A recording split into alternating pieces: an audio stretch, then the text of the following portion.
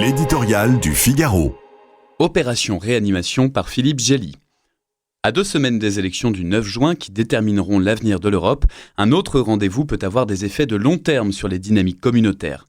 La visite d'État qu'effectue à partir de dimanche Emmanuel Macron en Allemagne, la dernière à ce rang de protocole date d'un quart de siècle, doit absolument réanimer une relation politique atone, presque en état de mort cérébrale pour reprendre la formule du président sur l'OTAN. Olaf Scholz et lui se comprennent mal, s'apprécient peu, se contredisent sans cesse, tout près d'afficher un mépris réciproque. Mais les enjeux de l'époque sont brûlants. Guerre en Ukraine, menaces russes, défis chinois, éloignement américain, révolution technologique, transition énergétique, réindustrialisation. Que ce soit bien clair, une brouille franco-allemande, c'est hors de question.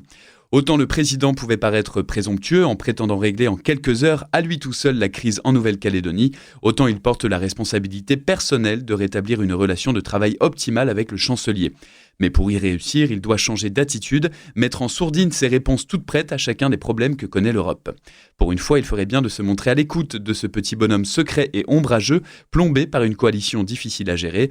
Sonder le cœur et le cerveau d'Olaf Scholz requiert patience et modestie, un vrai défi pour le pressé et flamboyant Macron. Mais c'est la condition pour repartir en quête de compromis qui fasse bouger l'Europe. Si le chef de l'État veut bâtir une défense européenne, utiliser le marché unique comme un levier politique et doter l'UE de capacités de financement propres, il a besoin d'y convertir l'Allemagne, toujours attachée au parapluie sécuritaire américain et au commerce avec la Chine. Pas évident quand on est soupçonné de vouloir faire les poches de ses partenaires après avoir vidé les siennes, mais le cavalier seul européen d'Emmanuel Macron doit s'arrêter à Berlin. S'il s'en tient à la myopie stratégique de son indispensable allié, il restera tout seul avec son beau rêve d'Europe puissance. Or, l'Europe peut mourir, c'est lui qui le dit.